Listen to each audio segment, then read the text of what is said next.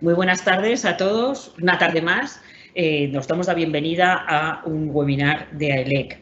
En esta ocasión, además, tenemos la satisfacción de haberlo organizado conjuntamente con la Asociación de Consumidores de Electricidad, con ACE, por lo cual doy las gracias a Francisco Espinosa, su director general, que va a continuar, su socio director, que va a continuación a hablar detrás de mí también para presentar el webinar. Nos situamos una tarde más para hablar de la transición energética, del camino hacia la electrificación y la descarbonización. Pero hoy no lo vamos a hacer desde el punto de vista de los operadores, o no van a participar operadores eléctricos, operadores energéticos, sino desde el punto de vista de los consumidores. Los consumidores tienen un papel, como decimos muchas veces, un papel central, un papel protagonista. Los objetivos de descarbonización no se consiguen si no se involucra todos los ciudadanos, todos los consumidores y la sociedad en general. Es crítico, por tanto, que haya una señal de precios, unas señales claras que incentiven este camino a la sostenibilidad. Pero ya hablando del consumidor empresa, de las empresas, queremos ver, y ese es el objetivo, cómo planifican, cómo se plantean ese camino hacia la sostenibilidad, a conseguir los objetivos de descarbonización que España como país se ha planteado como miembro de la Unión Europea. Pero cuando hablamos de empresas y hablamos de ese camino hacia la sostenibilidad, eso incide de forma directa en la competitividad de estas empresas, en los mercados en que actúan y en la competitividad, en definitiva, de la economía española. Vamos a ver qué nos cuentan hoy empresarios de distintos sectores, a los que doy a todos ellos las gracias por participar, cómo ven este camino hacia la electrificación, hacia la descarbonización.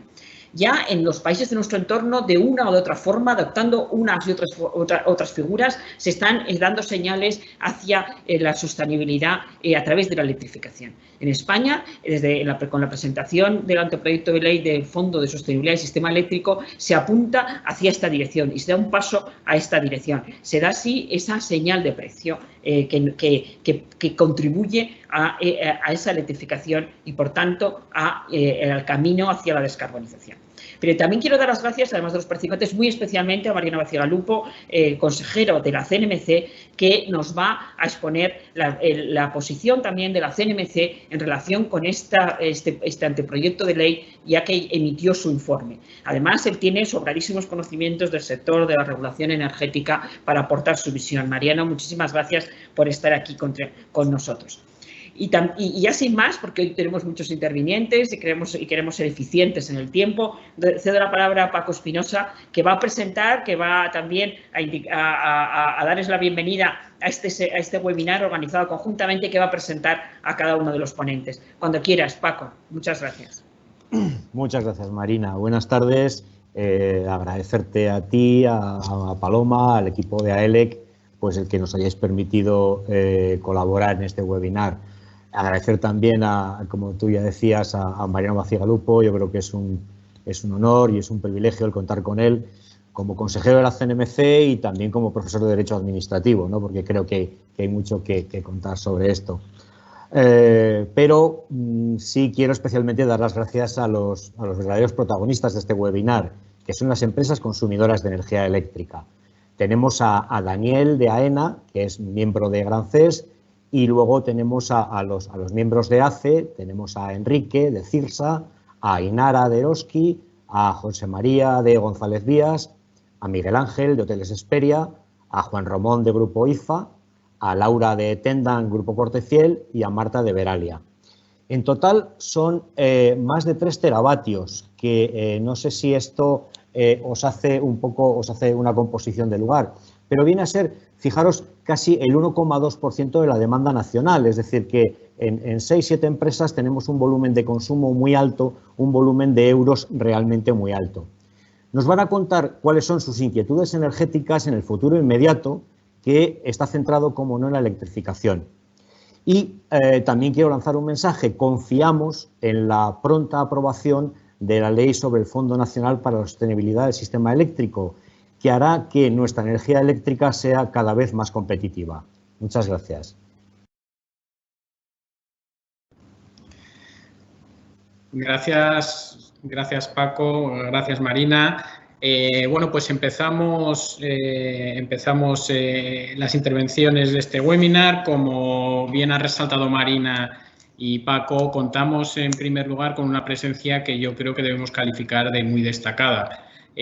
Mariano Bacigalupo, al que sin duda conocéis todos, lo conocéis por ser de la CNMC, también por su trabajo pasado también en el regulador, en el área legal y también, por supuesto, en su condición de profesor de Derecho Administrativo.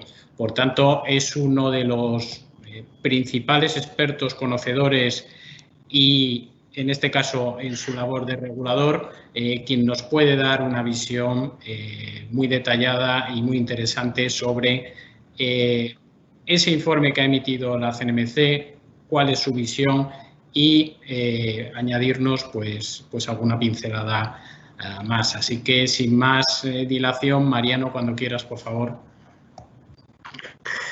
Muchísimas gracias, Pedro. Permitidme que dedique apenas unos primeros segundos para expresar mi satisfacción por poder participar en este webinar esta tarde, y doy por ello las gracias a las dos entidades organizadoras de este webinar, a ELEC y a la Asociación de Consumidores de Electricidad, y personalizo este agradecimiento en sus respectivos máximos responsables, con quienes me une una amistad desde hace mucho tiempo, Marina Serrano y Paco Espinosa. Paso entonces a abordar el tema que se me ha encargado.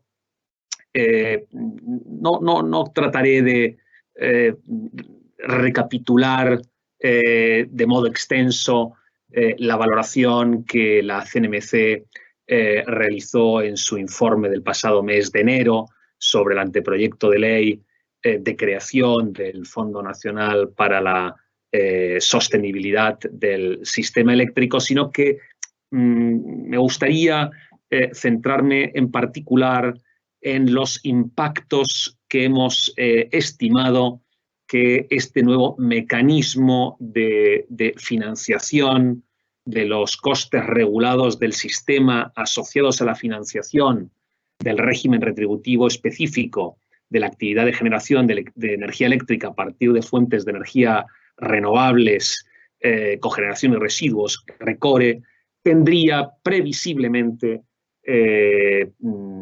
una vez concluido el periodo transitorio de adaptación gradual previsto en el anteproyecto de ley, en los precios finales que abonan los consumidores de los distintos productos energéticos.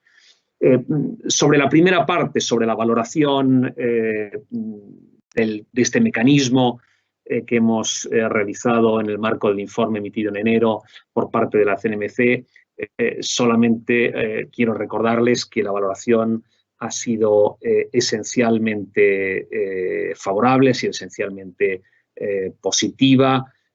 Consideramos, desde luego, que este mecanismo es un mecanismo más adecuado que el que tenemos en la actualidad, pero pensamos que la solución óptima a medio plazo pasa necesariamente por una reforma global e integral de la entera fiscalidad energética y ambiental, que tome en consideración todos los consumos energéticos y lo haga de acuerdo con el principio de quien contamina paga. Bueno, yo no me voy a extender más que en esta conclusión en lo que se refiere a la valoración general de este nuevo instrumento, y paso de inmediato a comentar los impactos estimados en los precios finales de los consumidores de productos energéticos que tendría, insisto, de acuerdo con nuestras estimaciones, de acuerdo con nuestros cálculos, la puesta en práctica de este nuevo mecanismo.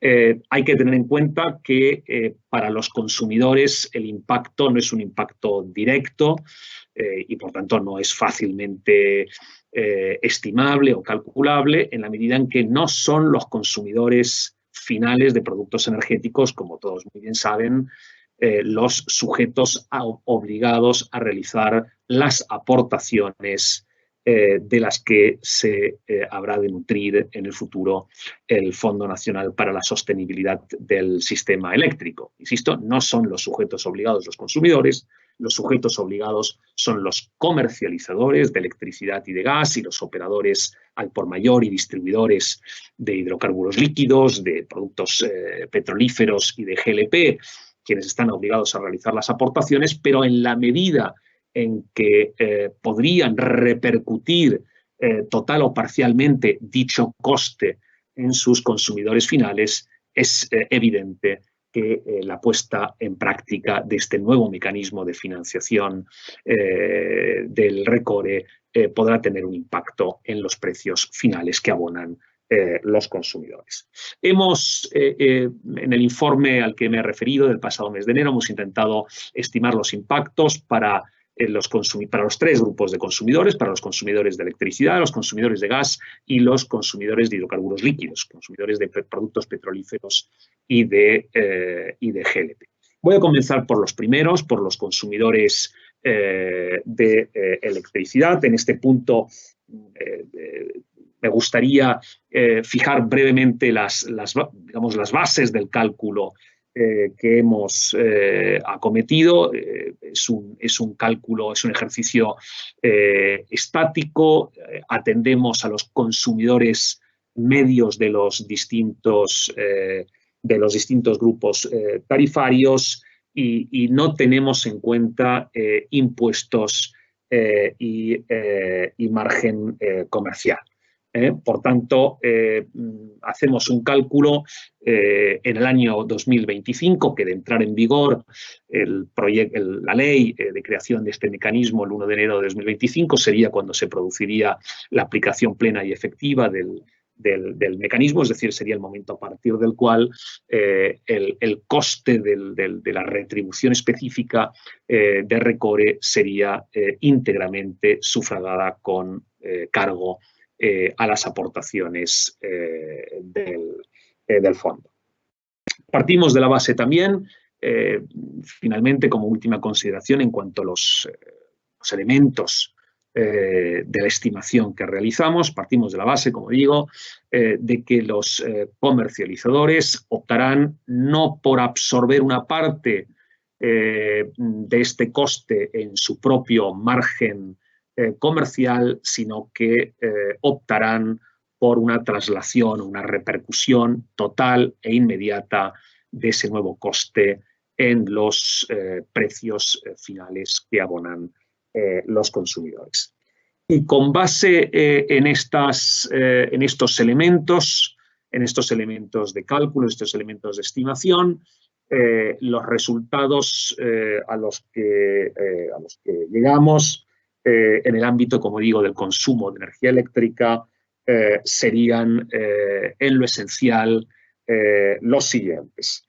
En el año 2025, la factura eléctrica de los consumidores medios conectados en baja tensión se reduciría entre un 9 y un 11% aproximadamente.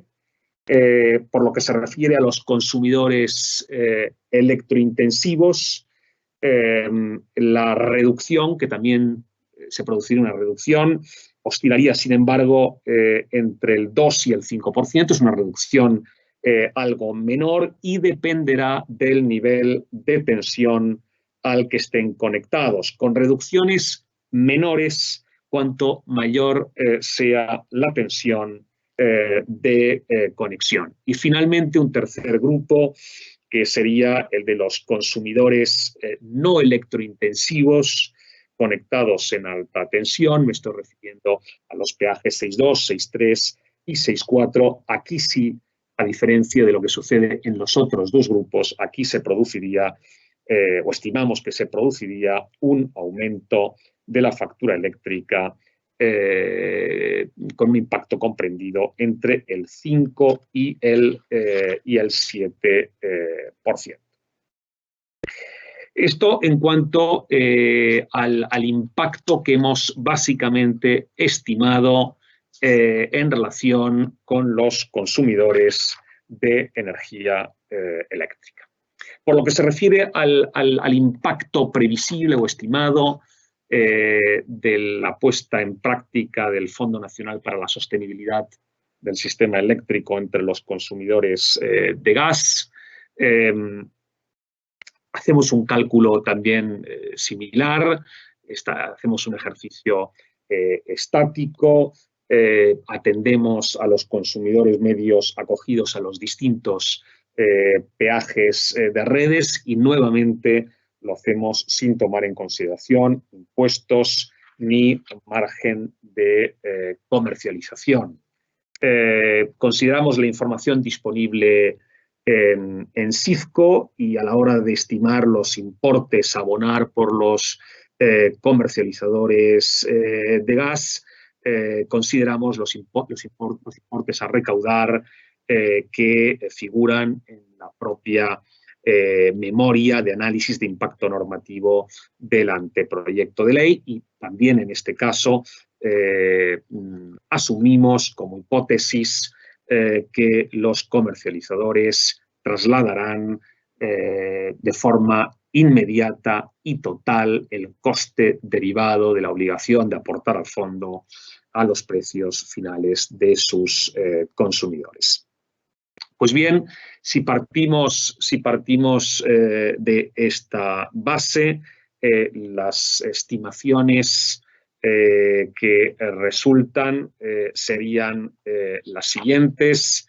En primer lugar, y por lo que se refiere a consumidores industriales con derecho, en este caso con derecho a compensación, el impacto naturalmente dependerá en buena medida del reglamento que desarrolle los términos y condiciones a que se refiere el artículo 6.7 del anteproyecto de ley, pero si tomamos en consideración que las directrices sobre ayudas estatales en materia de protección del medio ambiente y de energía para el periodo 2014-2020, que son las actualmente vigentes, precisan que las ayudas en este ámbito se reputarán proporcionadas y, por tanto, compatibles cuando los beneficiarios de las ayudas asuman al menos el pago del 15% de los costes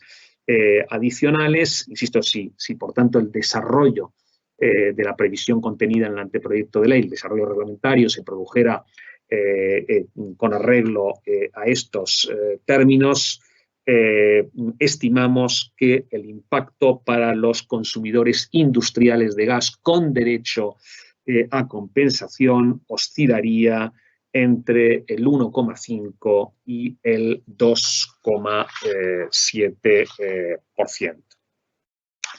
Sin embargo, por lo que se refiere a los consumidores domésticos de gas, respecto de los que España en la actualidad, de acuerdo con el análisis de los niveles de precios de gas que abonan los distintos grupos de consumidores en la Unión Europea y que ha realizado ACER, en ese análisis España en la actualidad ocupa la séptima posición con un coste anual estimado de 869 euros al año. Como digo, en el grupo de los consumidores domésticos de tipo, aquí sí se produciría, como digo, pues un incremento en términos, estimamos en términos anuales, este coste cifrado, como comentaba, en 869 euros anuales, se incrementaría hasta los 936 euros en el año 2025, es decir, a la finalización del periodo transitorio de adaptación gradual que prevé el anteproyecto de ley, y eso obviamente produciría también una alteración en el ranking que España ocupa en la actualidad en cuanto a los precios de los precios de gas que abonan los consumidores domésticos. Como decía, en la actualidad España ocupa la 7ª posición y, de acuerdo con nuestra estimación, una vez alcanzado el año 2025, en la hipótesis, como digo, de que la ley adquiriese vigencia el 1 de enero del año 2021 y, por tanto, el mecanismo se aplicará con plenitud a partir del 1 de enero del año 2025, España pasaría en este grupo de consumidores, pasaría de la 7ª posición a la 4ª posición, es decir, España sería el cuarto país más caro para el consumidor doméstico de gas. Incluso quedaríamos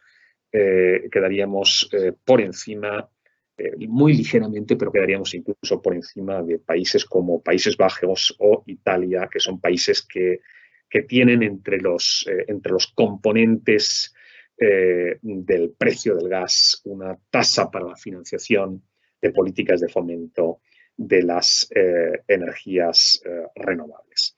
Y finalmente, aquí claro se produciría así el impacto más relevante. Tercer grupo, consumidores tipo industriales sin derecho a compensación. Aquí, en el año 2025, el incremento podría superar el 17%. Por tanto, España se situaría a partir del año 2025 como el 5º país de precios más elevados en el segmento de los consumidores industriales. Y en este análisis de los impactos estimados del fondo, de la puesta en práctica del fondo en los precios finales que abonan los consumidores de productos energéticos, concluyo entonces con el impacto estimado en el precio final de los consumidores de productos petrolíferos y de GLP. Aquí también asumimos como hipótesis una traslación total e inmediata del coste de las aportaciones del fondo a los precios finales que abonan los consumidores. Aquí, a diferencia de los dos análisis anteriores, sí incluimos los impuestos, y aquí hacemos, sin embargo, dos escenarios. Un escenario 1 con menores impactos, en el que consideramos que las aportaciones al fondo se repartirían entre todas las ventas de productos petrolíferos y de GLP, con independencia del producto de que se trate y de su uso final.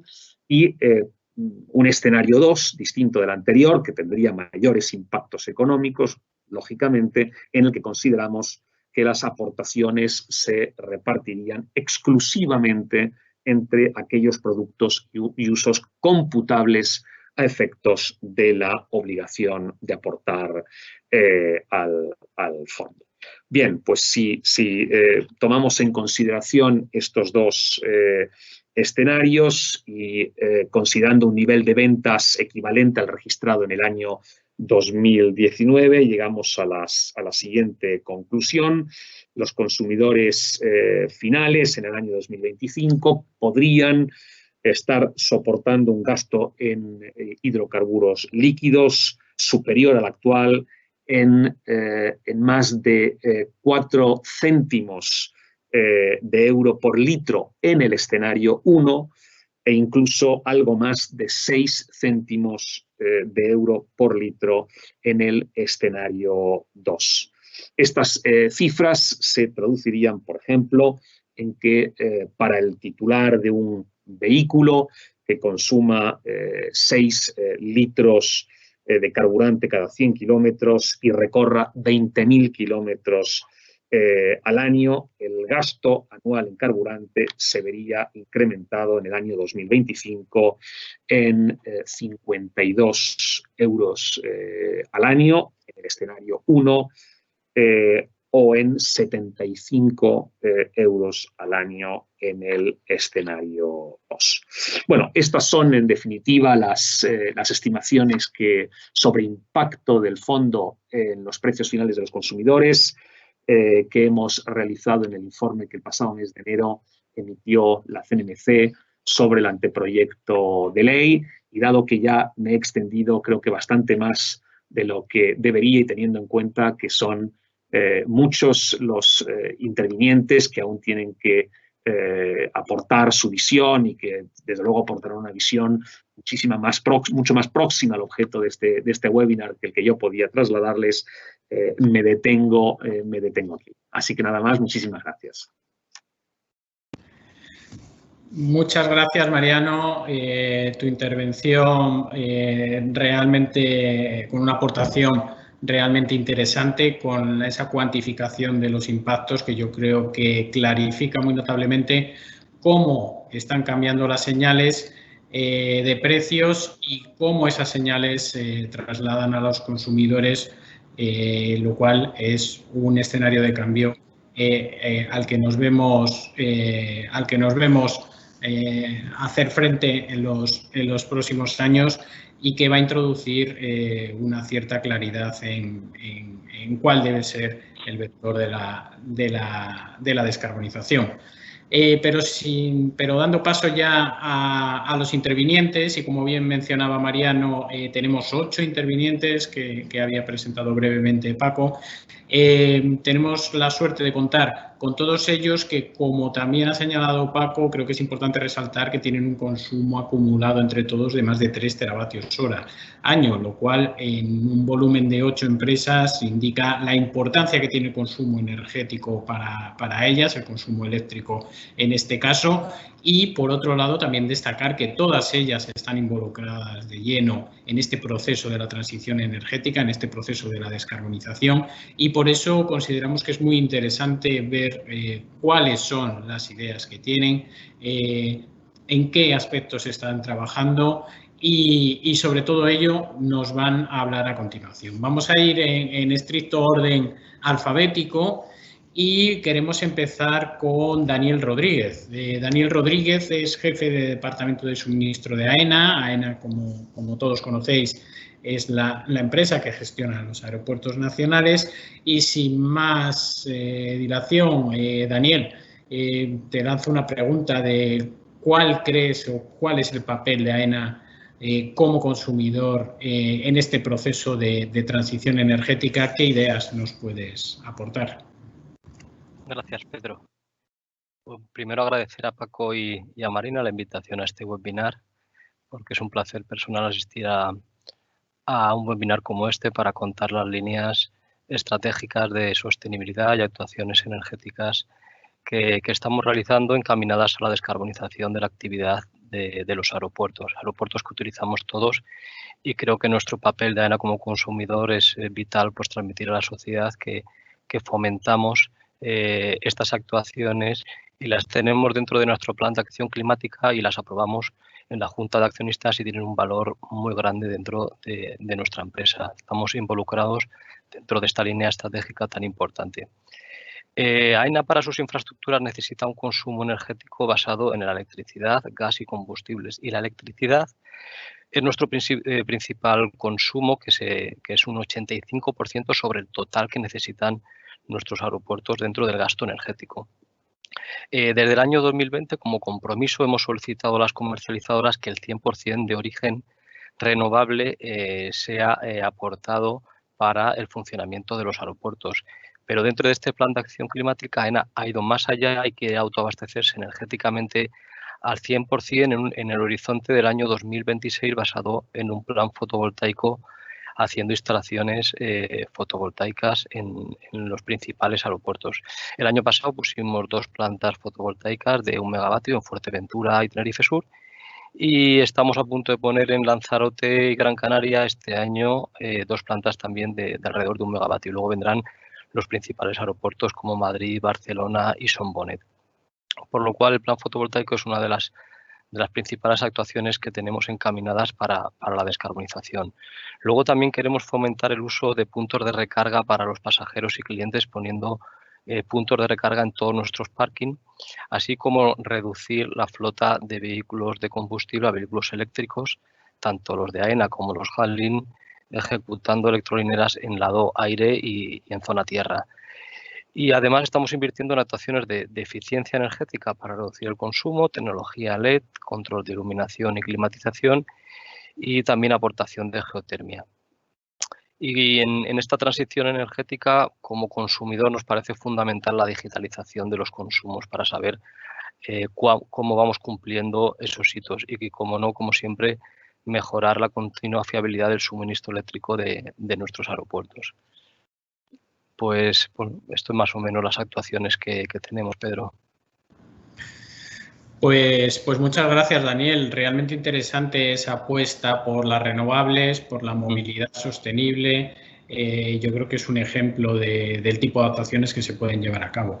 Vamos a pasar ahora con Enrique Pérez. Enrique es gerente de eficiencia energética en Cirsa, empresa también muy conocida, con una presencia en 9 países, con un consumo energético muy intensivo, locales abiertos 24 horas.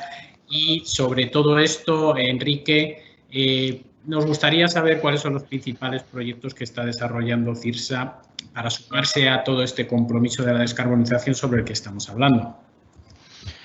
Hola, buenas tardes a todos. Bueno, antes de nada agradecer a la asociación de acuerdo a nuestra participación en este webinar y como el tiempo apremia, que ya nos queda poco, vamos a continuar con la respuesta.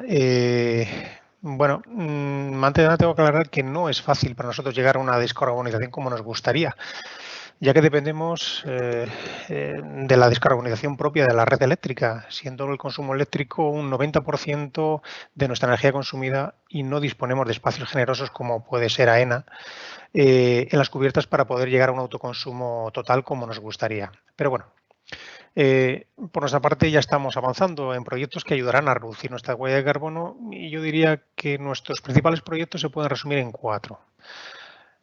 Como primero sería la compra de energía a largo plazo a generadores de energía renovable.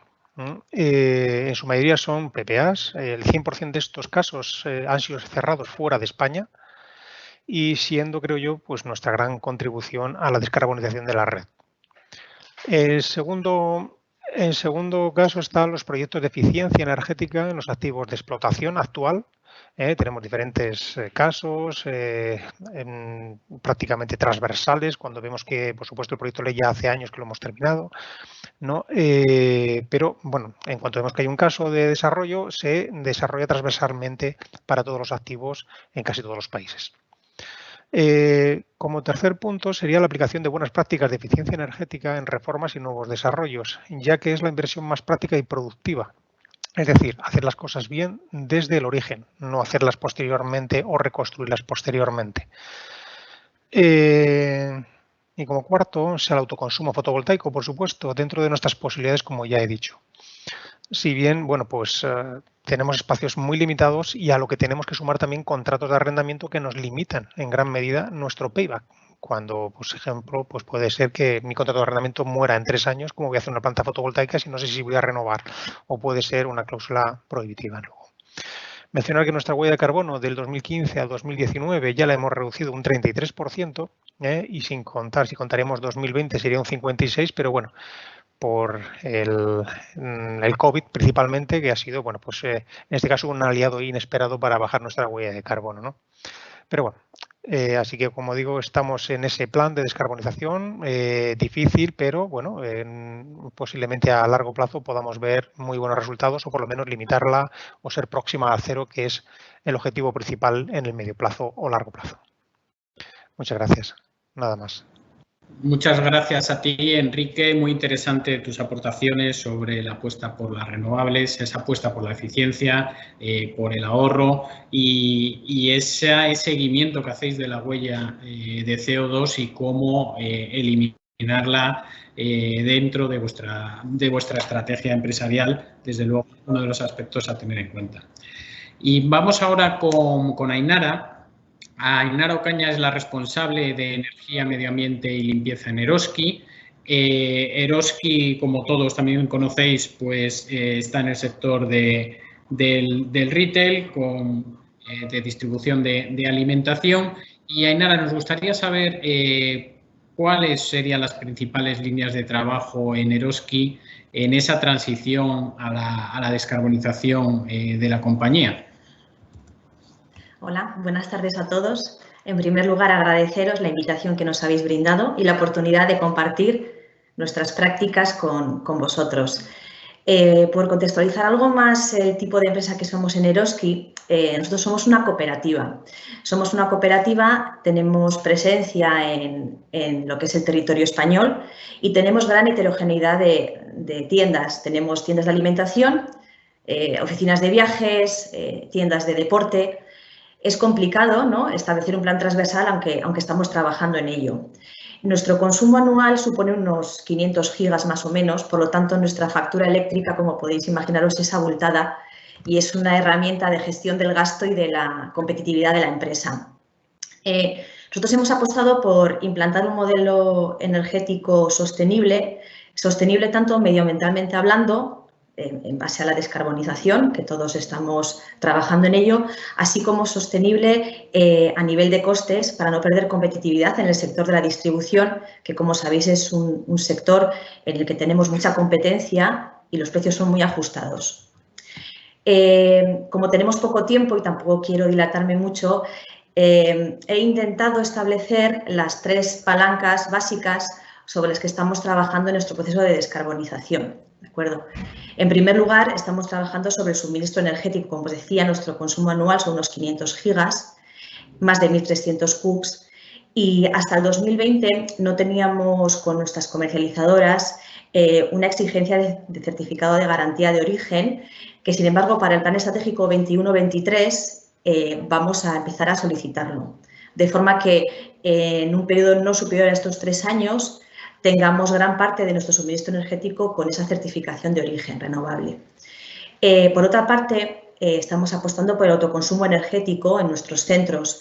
Allí donde nosotros tenemos centros exentos, tenemos grandes extensiones de cubiertas en centros comerciales, donde ya estamos empezando a instalar plantas de energía solar fotovoltaica.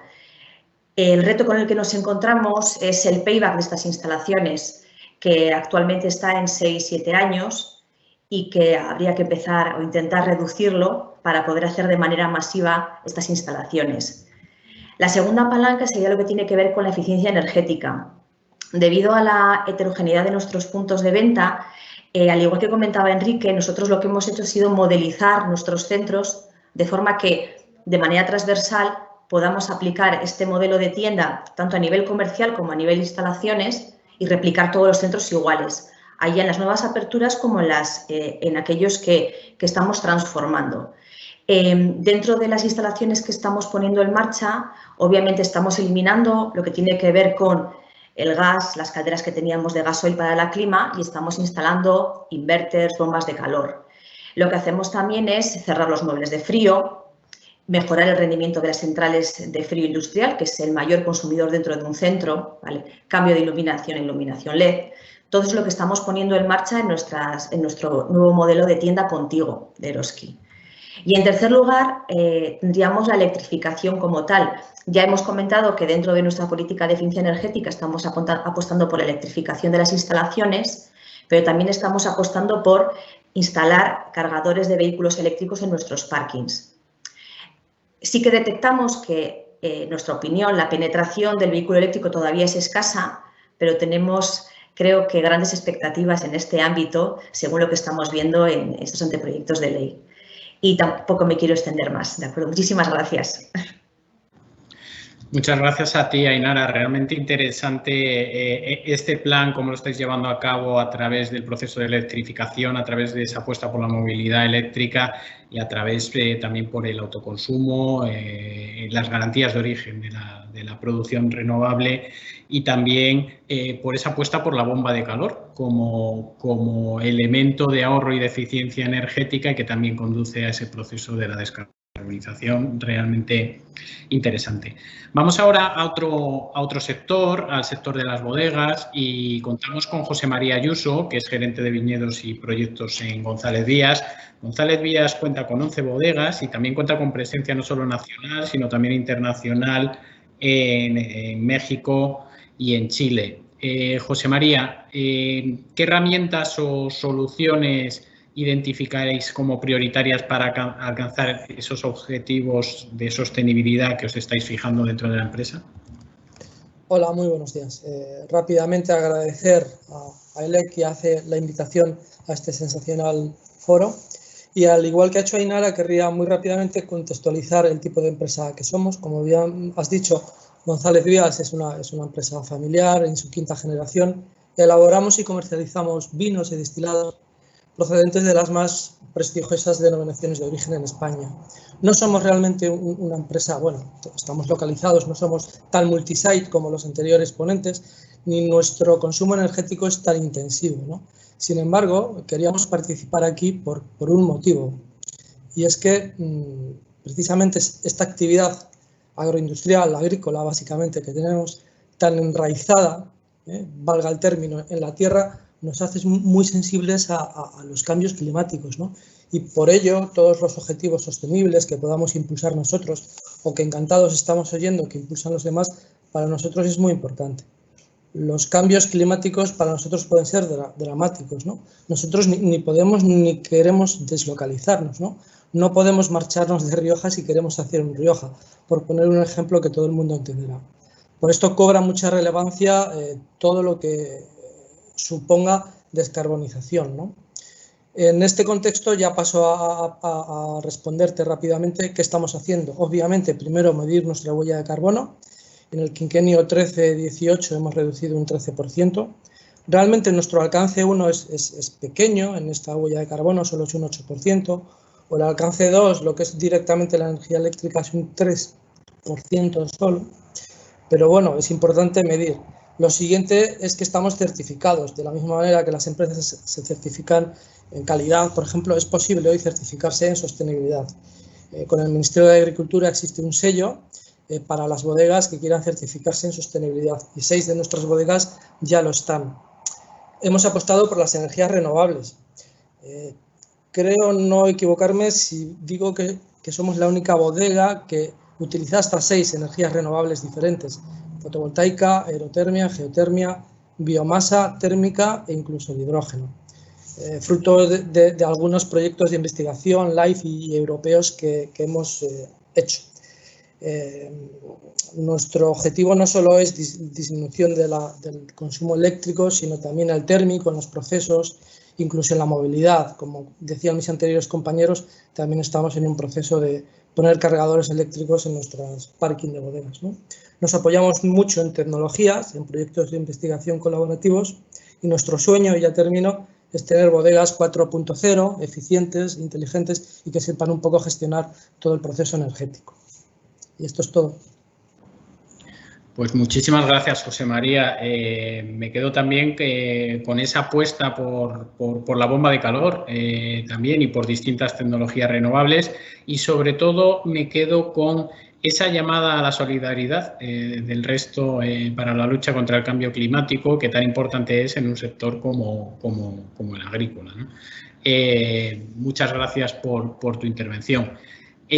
Pasamos ahora cambiamos otra vez de sector y nos vamos al sector hotelero con Miguel Ángel Valero, que es el jefe de mantenimiento de Hesperia World. Hesperia World es una cadena hotelera con 28 hoteles en península y en las islas.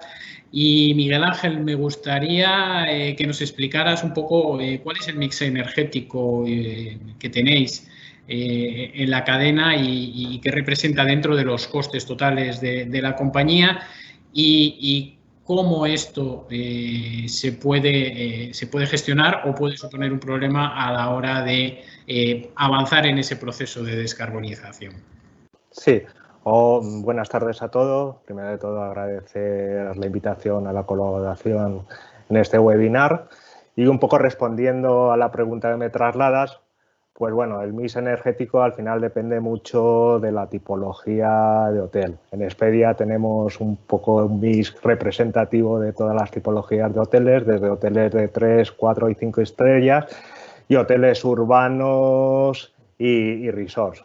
Al final, si nos vamos a los datos del 2019, ya que los datos del 2020 por el tema del COVID y más en el sector hotelero no son nada representativos, por desgracia, pues bueno, al final el mix energético que tuvimos fue un 55% de electricidad, 55%, un 41% en GLPs y un 4% en gasóleo, de un total de 53 gigas en total de consumo que tuvimos dentro de la cadena. Esto al final representa un gasto bastante representativo respecto a la facturación que tenemos en total de la compañía, que es un 4%, entre un 4 y un 5%. Y dentro de ese 4%, pues la electricidad al final nos representa un 63%. Estamos viendo que tenemos un 55% en consumo y un 63% en gasto.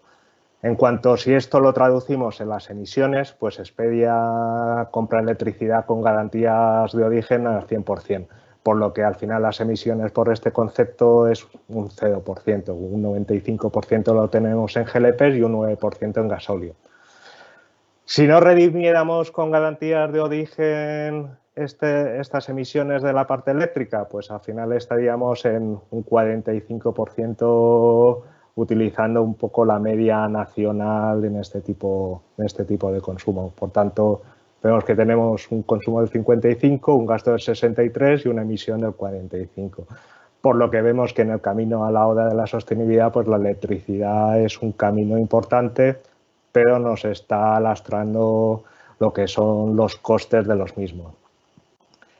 Al final, Expedia tiene como objetivo a medio plazo pues ser una compañía libre de emisiones. Hay que pensar que muchos de nuestros hoteles se encuentran en zonas urbanas o en áreas protegidas o colindantes, por lo que el factor de emisiones locales es un factor relevante. Entonces, el camino a cero emisiones en la parte de sostenibilidad, pues para nosotros es un factor muy importante. En primer lugar, pues estamos para recorrer ese camino, pues comprando la electricidad con garantías de origen. También estamos trabajando en la eliminación completa del gasóleo. Entonces pensamos que ya en el 2022 pues eliminaremos todo el consumo de gasóleo dentro de la compañía. Y otros caminos que estamos recorriendo también es la parte de autoconsumo. Hay que pensar que los hoteles pues tienen azoteas. Como media podemos tener un autoconsumo de entre un 15 y un 20%, en los resorts aún aumenta más este autoconsumo. Y también, como los compañeros de otros sectores, pues también pensamos que la parte de la aerotermia, las bombas de calor, la recuperación de calor, pues también es un camino interesante a recorrer. Lo que pasa que, como os comentaba anteriormente, pues el precio de la electricidad pues también te lastra un poco en este camino. Yo creo haber respondido a la pregunta. Muchas gracias por la atención. Desde luego que lo has hecho. Muchas gracias por mostrarnos ese camino irrenunciable que tenéis hacia la completa descarbonización, esas soluciones que estáis buscando para de manera decidida, y también ese problema que contáis con ese porcentaje superior de consumo eléctrico, porcentaje inferior de consumo eléctrico en relación con el gasto que os representa y que también es una cuestión a analizar interesante. Y volvemos ahora al sector de la distribución, de alimentación, con Juan Ramón González, que es director de operaciones en el Grupo IFA. El Grupo IFA, que cuenta con 33 cadenas de supermercados, con más de 6.000 supermercados. Y en este proceso de electrificación que estamos comentando dentro de la sostenibilidad, ¿cómo afronta el grupo esa diversidad en todos esos establecimientos, miles de establecimientos con los que contáis?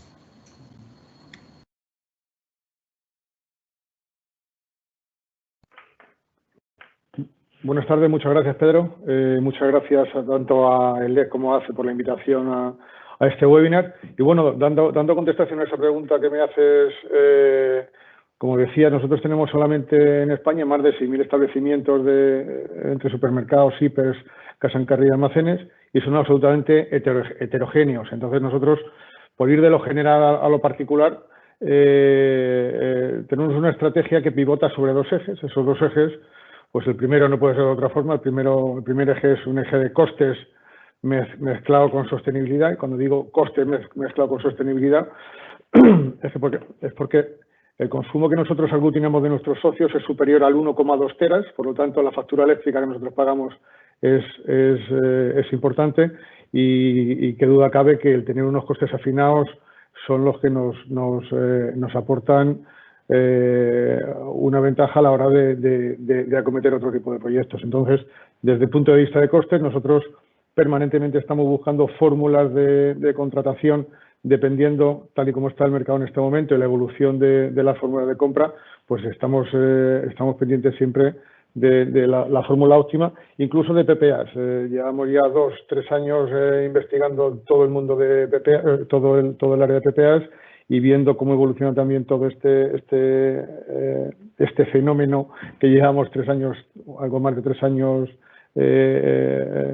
investigando para llegar a una contratación mixta o total, pero que sea lo más óptima posible desde el punto de vista de costes y también que sea sostenible. A la vez, desde el punto de vista dentro de este eje de costes, que duda cabe que la eficiencia tiene un papel importante y estamos trabajando en según qué establecimientos. Os hablaba antes de la heterogeneidad del parque de establecimientos. En algunos podemos trabajar con fotovoltaica. Daros cuenta que nosotros tenemos una gran cantidad de supermercados de barrio que no tienen parking, que no tienen cubierta. Ahí tenemos que implementar otro tipo de medidas y esas medidas, bueno, ya llevamos años trabajando en mejora y optimización de los equipos de climatización, los equipos de frío, climatización de las tiendas para el público, equipos de frío para el mantenimiento alimentario. Hemos estado trabajando en telemedida, seguimos trabajando en la telemedida. Pensamos que trabajar en telemedida nos aporta también un consumo justo y eficiente de lo que tenemos de la energía que tenemos que utilizar, y a la vez esto lo estamos dando un paso más allá y estamos iniciando un proyecto, estamos trabajando en un proyecto junto con ACE de agregación de la demanda aprovechando esta telemedida que estamos teniendo en algunas de las tiendas.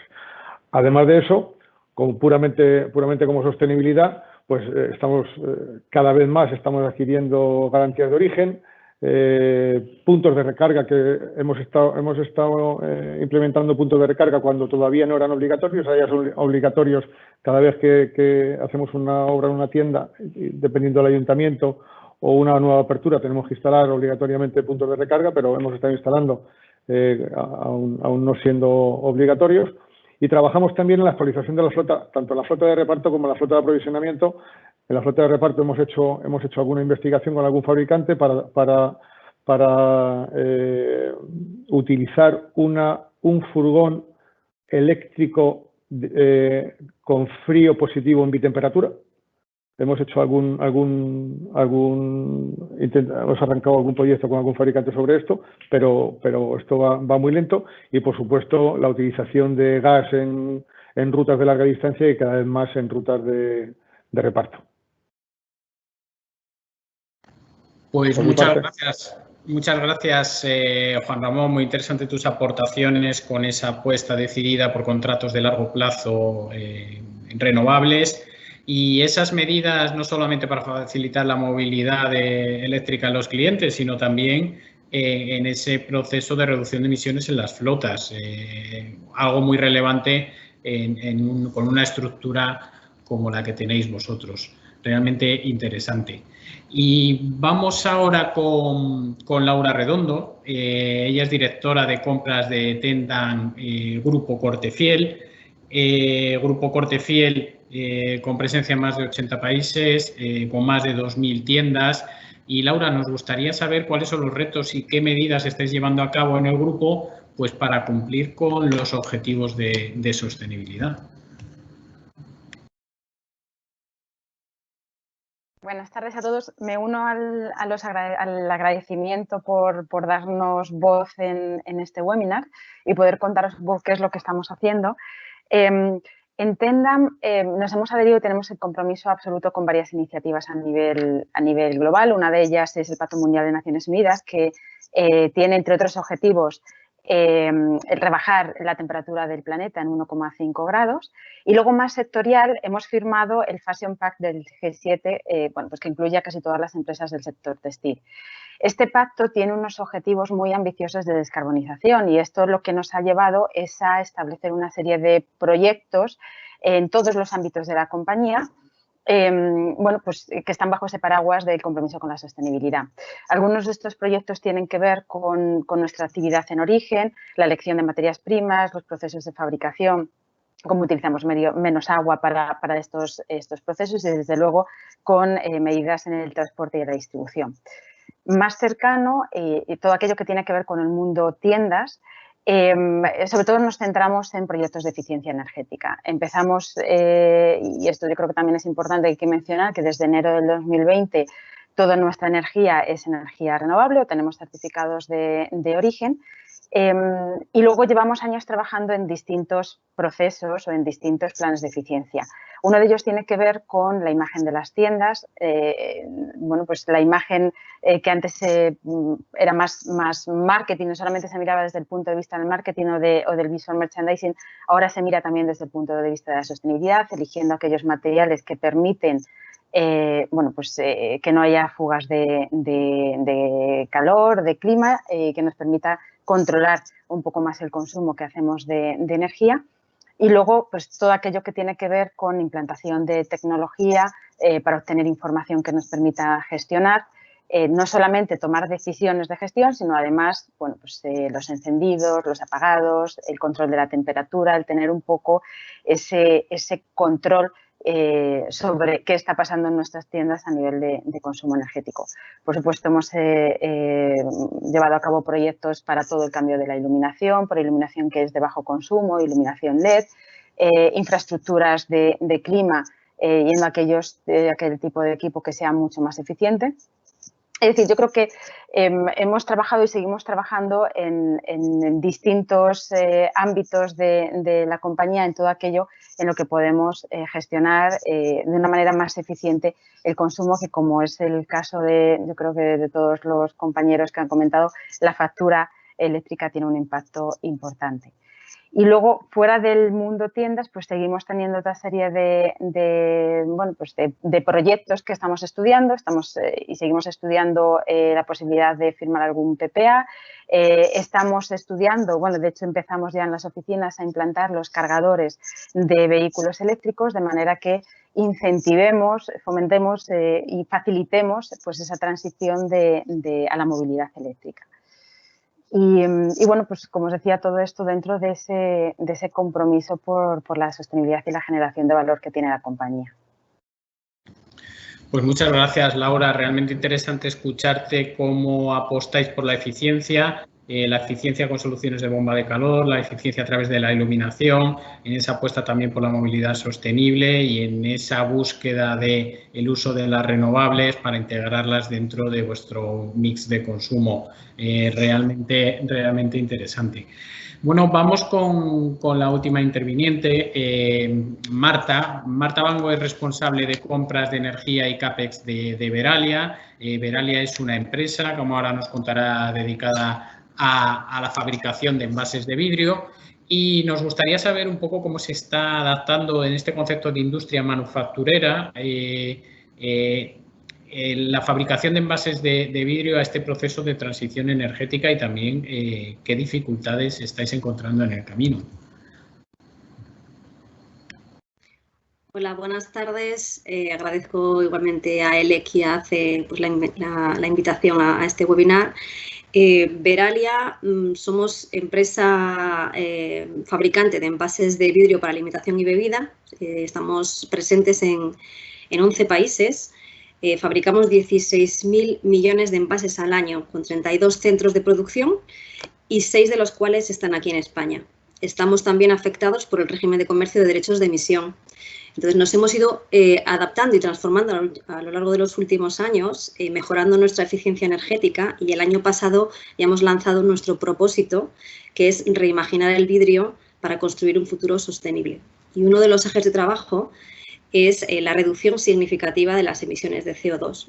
Para ello, pues estamos trabajando en economía circular para mejorar y para aumentar las tasas de vidrio reciclado, que también nos ayuda a reducir nuestro consumo energético.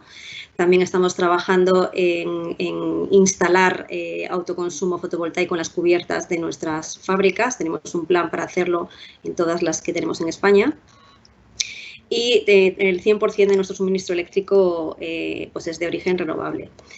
Pero así todo no conseguimos llegar a los objetivos que tenemos marcados de descarbonización. Para llegar a ello, pues la Federación Europea de Fabricantes de Envases de Vidrio, FEVE, cuyo presidente es el CEO de Veralia, pues se ha marcado una ruta de la descarbonización a través de la electrificación. Y junto con los 19 principales empresas del sector se está financiando un proyecto totalmente innovador con una tecnología que busca reemplazar el 80% del gas natural que utilizamos en nuestros hornos de fusión por energía eléctrica de origen renovable. De esa manera sí que se conseguiría reducir hasta un 60% de las emisiones de CO2. La fabricación de este piloto se va a llevar a cabo durante el año 2022, se realizará en Alemania y a principios del 2023 todos los participantes pues empezaremos a tener información para las posibles futuras inversiones en este tipo de hornos. Para llevar a cabo este tipo de proyectos pues es necesaria financiación tanto privada como pública, pero para hacerla escalable y que todas las empresas del sector se planteen llevar a cabo este tipo de tecnología en una inversión que además de ser planificada con tiempo, son inversiones para largo plazo, pues se necesitan tener señales claras, ¿no?, de cuál es el marco regulatorio que tendremos en el sistema eléctrico. Por ello hay una firme apuesta por la descarbonización, pero eso nos lleva a plantearnos esas inversiones que son muy costosas y que son decisiones para largo plazo, teniendo en cuenta un poco la situación de incertidumbre en la que nos vemos ahora mismo. Pues muchísimas gracias, Marta. Realmente apasionante el proyecto en el que os estáis involucrando, en ese cambio tecnológico, el cambio de vector energético para eliminar y descarbonizaros completamente, una apuesta realmente decidida.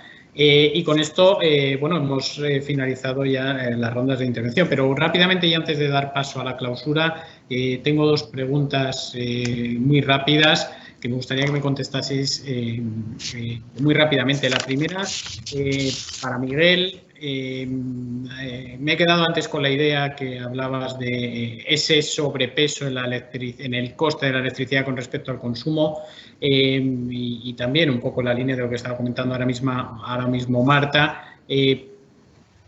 ¿Cómo valoráis iniciativas como la creación del Fondo Nacional para la Sostenibilidad del Sector Eléctrico, que, como nos comentaba Mariano Bacigalupo, incidirá en una reducción de la factura que pagan los consumidores? Sí, pues nos parece por nuestra parte muy interesante. Todo lo que sea reducir costes, pues bienvenido sea.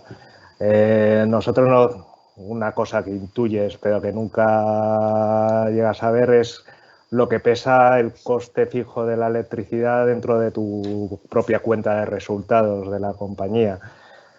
Por desgracia, con el COVID, en los hoteles que hemos llegado a reabrir, hemos visto que simplemente sin clientes, por abrir la puerta de nuestras instalaciones, estábamos entre un 70 y un 80% fijo de consumo.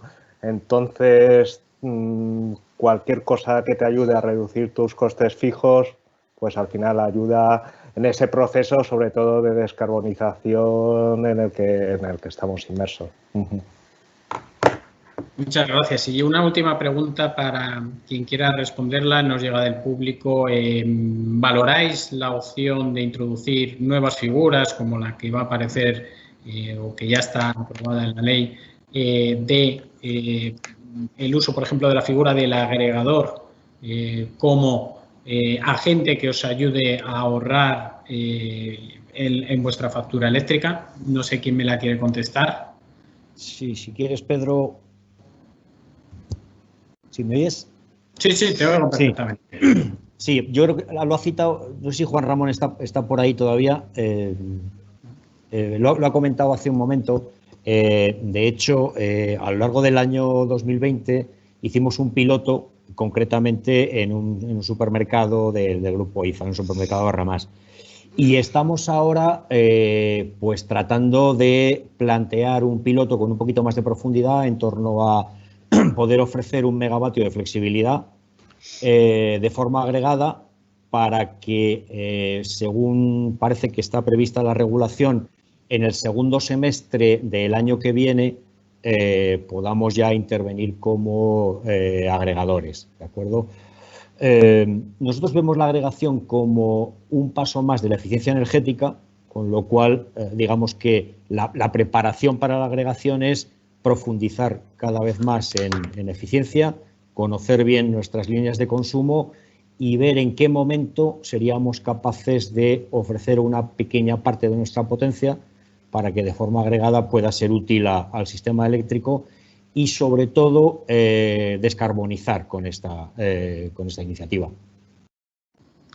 Pues muchas gracias, Paco. Con esto ponemos fin a la mesa redonda. Paco, Marina, como veis, muchas soluciones, mucha apuesta energética, mucha apuesta por las garantías, mucha apuesta por la producción renovable, apuesta por la sustitución de combustibles y el traslado y ese proceso de avance hacia la electrificación, y también apuesta por la movilidad sostenible y por el uso de otro tipo de figuras, como nos comentaba Paco. Muchas gracias a los 8 que habéis intervenido. Realmente interesante es vuestra apuesta. Creo que merece la pena poner en valor el esfuerzo que estáis realizando, hacia dónde os encamináis, y con esto doy la palabra de nuevo a Paco para que proceda a la clausura. Gracias. Pues muchas gracias, Pedro. Muchas gracias a todos. Yo creo que poco más que decir, ¿no? Hemos tratado de poner en primera línea a los verdaderos protagonistas de la transición energética, que son los consumidores, y yo creo que pues, el público ha podido comprobar que el proceso de electrificación, a través de la eficiencia, de la sostenibilidad, del autoconsumo, de la reducción de huella de carbono, es imparable. Como ya te comentaba antes en la pregunta que me has hecho, sí que estamos confiados en que a partir del año que viene podamos dar un paso más y que la regulación nos permita esto que te decía, de formar parte de los mercados de operación del sistema de forma agregada. Y al final, también es lo que te decía, confiamos en que la gestión agregada de la demanda, en esta forma de flexibilidad, se va a convertir en la nueva eficiencia energética y que para nosotros es la principal herramienta de sostenibilidad. Muchísimas gracias. Muchas gracias a ti, Paco, por colaborar con nosotros en organizar este webinar. Muchas gracias a todos, a Pedro por moderar con eficiencia la mesa, a Mariano Gacigalupo, que nos ha expuesto la opinión general, la consideración general sobre el anteproyecto de ley del Fondo de Sostenibilidad y sus efectos sobre los consumidores de los diversos vectores energéticos, pero sobre todo, muchísimas gracias también a todos vosotros participantes, los consumidores. El consumidor, como decía Paco, es el protagonista de este nuevo modelo. Y el consumidor, y con esto había alguna pregunta también del público que decía, como siempre, estamos olvidando los domésticos. No, todos los consumidores. Hoy nos dedicamos en este webinar a los consumidores, al sector, más a la industria, al sector servicios, que realmente además están afectados por el tema de la competitividad, como habéis señalado muchos de vosotros. Solo quiero señalar, todos están haciendo diversos sectores muy diferentes, y han expuesto aquí sus esfuerzos por la sostenibilidad, su convencimiento de que hay que luchar contra el cambio climático y que la electrificación es el camino para conseguir esos objetivos de descarbonización. 2 de ellos, en concreto, han hablado de sustituir de combustibles que producen emisiones por electricidad. Se han hablado de todas las figuras nuevas de este nuevo modelo al que vamos, el vehículo eléctrico, la agregación que decía Paco, los certificados energéticos, los PPAs, todos, cada uno en diversos sectores, en sectores distintos, han señalado su esfuerzo para ello. Esa sustitución, ese esfuerzo hacia la electrificación, por conseguir reducir las emisiones, por tener una huella de carbono que está unido a los inversores y a los clientes como imagen. Decía Cortefiel, los escaparates ya se fijan y las tiendas de otra manera atendiendo a otros elementos. Lo mismo en las bodegas, sectores distintos. Eso es lo que da sentido a la iniciativa del Fondo Nacional de Sostenibilidad del Sistema Eléctrico. Tiene que haber una señal de precio. Todos estamos involucrados en ese camino a la electrificación, en esa sustitución por combustibles que no hacia la electrificación, y eliminando y reduciendo combustibles que emiten. Por eso tiene que haber una señal de precio. Por eso hay esos efectos en los consumidores. Hay que conducir hacia la electrificación, y este es un primer paso que hace España, como están haciendo otros países de nuestro nuestro entorno europeo. Muchas gracias, por tanto, a todos vosotros, a Daniel Rodríguez del Río, a Enrique Pérez, a Ainara Ocaña, a Juan Ramón González, a José María Ayuso, a Laura Redondo, a Miguel Ángel Valero y a Marta Bango. Estáis indicando algo y por eso está muy bien, yo creo, este webinar ponerlo de manifiesto, cómo cada empresa, en cada sector, en cada ámbito va actuando de la misma manera que actuamos los operadores y que actuamos en otros vectores hacia esa electrificación y a esos objetivos de descarbonización. Esto es una tarea de todos en las que nos involucramos los ciudadanos y las empresas. Muchas gracias por estar, por habernos conectado. Os convoco al siguiente webinar, que será el miércoles 14 de abril, después ya de Semana Santa, y que vamos a dedicar también a otro aspecto que está de enorme actualidad, que también está cambiando la vida, como todo nos cambia la vida, que es la inteligencia artificial. La inteligencia artificial en el sector eléctrico, en el sistema eléctrico. ¿Cómo contribuye a un suministro más flexible, más cercano, pero más seguro también en un entorno cada vez más digitalizado? Muchas gracias a todos por vuestra participación, por estar aquí con nosotros y espero que nos veamos el día 14 de abril. Buenas tardes. Buenas tardes.